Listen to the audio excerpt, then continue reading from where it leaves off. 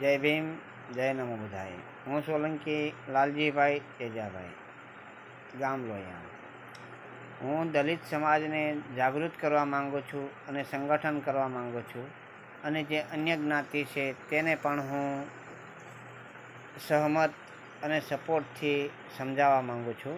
તો આ તમે એક પ્રશ્ન મોટો હું લઈને આવ્યો છું અને આપને પણ મગજની અંદર બેસશે કે જ્યારે બાબા સાહેબ આંબેડકર ભણતા અને જ્યારે એ યુગની અંદર છૂત અછૂતના ભેદભાવ હતા, ત્યારે પણ એક મહામાનવ બાબા સાહેબ આંબેડકર ઝઝૂમતા સમાજને સંગઠન કરતા અને લડતા અને લોકોને એવું ધ્યાન દોરતા હતા કે દરેક સમાજ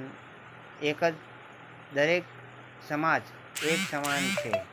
ત્યારે જે સમાજને નહોતું સમજાતું તે આજે પણ હજી એવી સમાજ અંદર ગૂંચવાયેલી છે, અંધશ્રદ્ધા અને છૂતઅછૂતના ભેદભાવ. પણ જ્યારે એક મારી આંખની નજરની સામેથી હું જોઈ રહ્યો છું અને દરેક હજારો કરોડો વંચિતો પણ જોઈ રહ્યા છે, અને જે લોકો પાસે મિલકત છે અને જે ઉચ્ચ કક્ષાની ઉચ્ચ માધ્યમની જ્ઞાતિથી જે લોકો છે એ પણ જોઈ રહ્યા છે, પણ છતાં પણ વિચાર નથી કરતા. તો એક વાતનો હું એ અવશ્ય આપને મુદ્દો લઈને આવું છું, અને એ મુદ્દાને તમે બધાય ધ્યાનથી દોરીને જોજો. કારણ કે હું અછૂત છું, છતાં પણ દલિત છું, તો હું ભણેલો છું. તો મારા મંતવ્યને એવું જ માનું છું, અન્ય જ્ઞાતિ એક સમાન અધિકાર છે.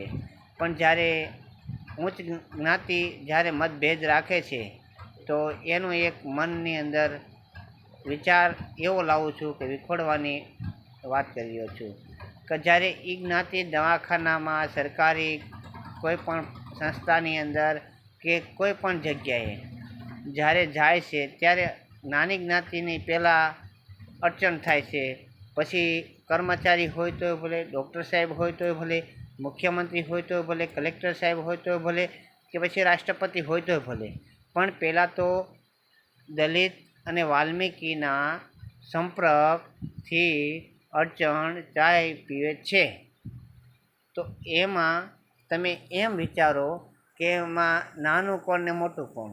કારણ કે દલિત અને વાલ્મીકી જ તમને ઓફિસની અંદર ચા લેવા આવે છે.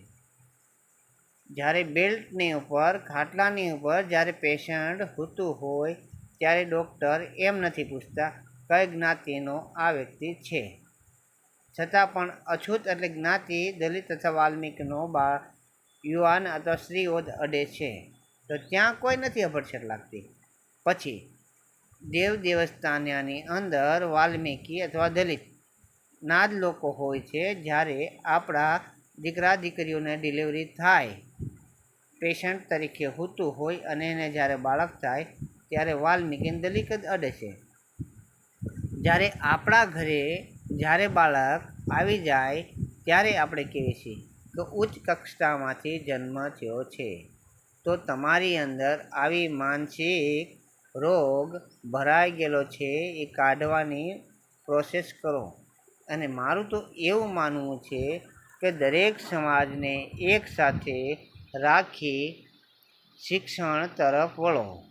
કારણ કે આજે આ યુગની અંદર આટલો પાયો મજબૂત સંવિધાન અને બાબા સાહેબ આંબેડકરના સંવિધાનથી શિક્ષિત અને શિક્ષણ તરફ વળી રહ્યા છે.